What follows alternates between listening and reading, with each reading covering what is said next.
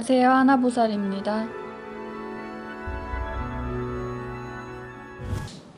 오늘 이번 이야기는 이제 선생님과 이제 얘기를 좀 나눴었는데 좀 어필을 하는 시간을 한번 오늘 가져볼까 합니다. 그 이제 어떤 신도분과 되게 좀 이제 각별하게 또 지내는 또 이제 신도분이 또 계셔가지고 근데 그 신도분께서 조금 이제 한마디로 선생님에 대한 어떤 좀 어필을 좀 해주시면 어떨까 해가지고 좀 혹시 전화 좀 걸어볼 수 있을까요?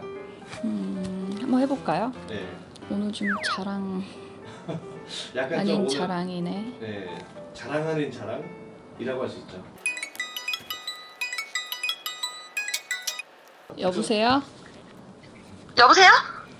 쌤. 안녕하세요. 바빠요? 여보세요? 안 아니요. 들려? 아니요. 아니 뭐가 좀 목소리가 멀게 들리는데? 안녕하세요. 네 안녕하세요. 이제 하나보살 선생님께서 이제 같이 되게 이제 조금 각별하게 또 지내시는 걸로 알고 있는데 혹시 어떤 좀 이렇게 사연이 있을까요? 처음에 이제 제가 지금 일본에서 산 지가 좀 오래됐는데 이제 일본이요? 좀 그때 일본에 지금 10년이 넘게 살고 있어요. 일본에서. 근데 이제 한 4년, 4, 5년 됐을 거예요 아마. 근데 지금 제가 그때 이제 인간관계로 인해서 좀 힘든 일이 있어서 이제 몇 군데 이제 점을 보려고 한국을 나갔을 때가 있어요. 몇 군데 봤는데 좀 저랑 좀 맞지 않았어요. 그 이제 이제 믿지 말아야 되겠다 이러고 있었는데 이제 한 군데 마지막 하나쌤이 남았던 거예요. 그때 이제 그걸 이제 좀 기다리다가 그때서 이제 처음 봤죠. 4, 5년 전에. 근데 이제 다른 때는 이제 좀 뭐라고 해야 되지? 좀 별로 안 맞았어요. 저랑. 점사나 이런 것도 그렇고 방법도 그렇고 이제 솔직히 이제 답은 알고 찾아간 건데 네네. 그렇게 얘기를 잘 해주시는 분들이 없으시더라고요. 다른 점집들은. 하나보살 선생님은 어떤 분이신가요? 하나무살님이요? 네. 너무 좋으신 분이죠. 근데 너무 좋으신 분이고 어떻게 귀신 같은 좋으신 분이에요. 귀신 같은 분이요? 귀신 같은 분이에요. 귀신 같은 분이에요 정말. 왜요? 지금 바로 생각나는 거는 한 번 이제 한국에 있다가 제가 이제 한국에 좀 며칠 있다가 쌤 만나고 이제 들어왔는데 다시 일본에 들어왔는데 그때 한국에 있을 때 쌤이 차를 조심하라 그랬거든요. 차요? 또 차 조심하라고. 그때 제가 이제 차 산 지가 얼마 안 됐을 때였어요. 차를 바꾼 지가 이거 불과 얼마 전 얘기였는데 그래서 그때가 올해 초였나 작년이었나 그랬던 것 같은데 차 조심하라고 했어요. 차 사고 나니까 조심하라고 그랬었는데 진짜 갔다 와서 그거를 제가 까먹고 있다가 차를 뒤로 그냥 새 차를 그냥 뒤로 싹 박고 이런 일이 좀 있었어요. 좀 그런 일도 있었고 제가 좀 까먹고 있었는데 좀 그나마 작은 접촉사고여가지고 그나마 다행이었는데 뭐 그런 일도 좀 잘 그렇게 좀 조심하라는 거는 좀 잘 가끔 말씀하시면 그게 되게 잘 맞더라고요. 저는 좀 제가 생각하고 있는 거 고민하고 있는 거를 이제 일일이 다 말씀을 못 드리잖아요. 쌤도 너무 바쁘신 분이니까. 그렇죠. 근데 이제 뜬금없이 갑자기 전화 와가지고 막 말을 해요. 귀신 같은 분이에요 진짜. 너무너무 놀래요. 뭐 말로 할 수가 없어요. 그렇게 너무 많아가지고. 인간적으로는 좀 어떤 분이신 것 같으세요? 인정이 많으시잖아요 선생님이. 네, 좋은 일도 맞아요. 많이 하시고 봉사활동도 많이 하시고. 방송에는 이제 다 나오진 않지만 이제 그런 또 좋은 일도 많이 하시죠. 그럼요. 뭐 무슨 뭐 항상 제가 그래도 진짜 존경하는 게 그런 일을 또 그렇게 할 수가 없거든요. 그렇게 바쁘신 분인데 하나 선생님 워낙 바쁘신 분이라. 그렇죠. 근데 이제 보면은 정말 무슨 활동도 많이 하시고 봉사활동도 엄청 많이 하시고 제가 너무 늘 볼 때마다 그런 거 확인하고 볼 때마다 너무 놀래요. 선생님 너무 좋으신 분이고 아직 나이가 어리셔도 정말 애늙은이 같은 분? 맞아요. 혹시 하나보살 선생님을 뭐 좀 개인적으로 좀 좋은 어떤 분이다라는 거를 조금 표현해 주신다면? 어떤 분이다. 네. 그거는 조금 제가 또 어렵네요. 저한테는 네. 그냥 저는 그렇게 생각해요. 원래 처음에 이제 점사를 보기 위해서 선생님을 만났지만 저한테는 되게 멘토 같은 분이어가지고 다른 분들한테도 다 그렇게 되실 것 같아요. 그런 분이 그런 분이실 것 같아요. 뭔가 이제 살면서 좀 사람이 친구들이나 이런 얘기하기 쉽지 않잖아요. 고민거리가 어느 정도가 되면 가족들한테도 얘기하기 쉽지 않은 얘기가 있고 이제 그러다 보면 이제 선생님한테 또 항상 얘기를 하면 항상 방법을 강구해 주시고 생각해 주시고 하시기 때문에 모르겠어요. 제가 되게 항상 불안정하게 많이 오래 살았었거든요. 제가 이제 아무래도 타지에서 살다 보니까 외국 그렇죠. 생활이 오래되고. 근데 이제 그때 이제 처음 만났을 때랑 지금 생각해보면 정말 그게 되게 많이 달라졌어요. 진짜 저번에 안 그래도 비포 애프터가 얼마 전에 완전히 통화하셨을 달라졌지. 제가 너무 걱정이 되는 거예요. 이렇게 가만히 집에서 아무것도 안 하고 누워있는데도 내가 진짜 이러고 있어도 되는 건가? 이렇게 편하게 있어도 되는 건가? 이런 걱정 때문에 한번 통화 드린 적이 있었거든요. 선생님한테도. 왜냐면 지금 혜정 언니가 삶이 되게 많이 편해진 거예요, 이분이. 어떤 고민이 있었냐면 처음에 나를 만날 때에는 너무 힘들었었으니까 네. 이렇게 사는 맞아. 삶이 정말로 지옥 같고 그냥 짜증이 났고 그랬는데 지금은 너무 맞아. 완전 비포 애프터가 달라져가지고 지금은 너무 편해지니까 내가 과연 이렇게 그냥 안정적인 삶을 사는 게 과연 이게 진짜로 나한테 걱정이 되는 거야. 불안한 거야. 아무런 일이 불안하다라고 없으니까. 얘기를 하는 편하게 거지. 있으니까. 그렇죠. 저도 이제 그게 이제 어떤 느낌인지 저는 공감할 수 있어요, 사실.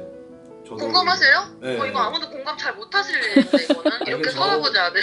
사실 이제 저도 이제 촬영을 하면서 이제 조금씩 네. 좀 안정을 좀 찾은 편인데 그 전까지는 상당히 진짜 너무 힘들었거든요. 강경님도 그러시구나. 그러니까 그게 말로 표현하지 못하는 그런 게 있어요, 그죠? 근데 저는 저는 처음에 그거를 많이 느끼기 때문에. 저는 처음에 이제 어떤 생각을 했냐면 이제 그냥 네. 한 1년쯤 됐을 때 그냥 나는 다시 되돌아가도 난 똑같이 살 수 있어. 근데 한 2년쯤 되니까 안 돼, 난 돌아갈 수 없어. 이제 그렇게 생각이 들더라고요. 그런 것 같아요, 저도. 그러니까 뭐라고 말로 표현을 하기가 그런 게 참 자기가, 그리고 또 뭐라고 그래야지? 뭔가 좋은 게 없고 편한 게 없고 이런 게 없고 존경하는 마음이 없고 이런 게 없으면 이렇게 오래 몇 년씩 볼 수가 없어요, 사람이. 그렇게 생각을 해요. 그냥 멘토예요, 저한테는. 항상 저도 걱정 있거나 고민 있으면 항상 그래도 상의를 먼저 드리는 편이고 근데 얘기를 안 해도 먼저 알고 또 귀신같이 전화 올 때가 되게 많아요. 내가 이걸 바쁘실까봐 신경 써서 전화를 잘 안 드리거든요, 저도. 그래서 행복해? 근데 그럴 때가 행복한데 좀 무섭지, 가끔. 무서운 행복이네, 진짜. 행복한 것은 소소한 화목에서 오는 것 같아, 진짜로. 맞아. 근데 인간이 맞아. 행복하려고 하면 사실적으로 무엇인가 가정이 안정이 돼야 되고 내가 그냥 먹고 살고 자고 하는 그런 안식처가 맞아. 편해야 무엇인가 일이 우선은 순조롭게 출발을 한다고 하는데 사실 손님들도 마찬가지거든. 손가락 깨물어서 안 아픈 손가락이 없잖아. 근데 네. 더 아픈 게 있고 덜 아픈 게 있어. 그렇죠. 근데 어떻게 보면 지금 여기 언니 같은 경우에는 나한테는 아픈 손가락이나 마찬가지고 근데 더 씀씀이가 가는 게 사실적으로 우리가 신명은 알거든. 사람도 알아. 진심이라는 거는 통한다라고 얘기를 하잖아. 그렇죠. 근데 저분이 맞아, 나한테 맞아. 정말로 신명한테 진심을 다해서 하는구나. 근데 진짜로 내가 혜정 언니한테도 항상 감사한 것은 그래도 자철령 500호 여기 수암사에 범 같은 신령님들이 계시지만 그래도 나 인간 김하나가 아닌 여기 계신 신령님들한테 항상 이하를 갖추고 인간에도 법도가 있고 조상에도 법도가 있고 신명에도 법도가 있지만 사실적으로 우리가 사람이라는 것은 진짜로 예의라는 것 자체가 사실 나는 살아가면서 가장 중요하다고 생각을 하거든요. 그렇죠.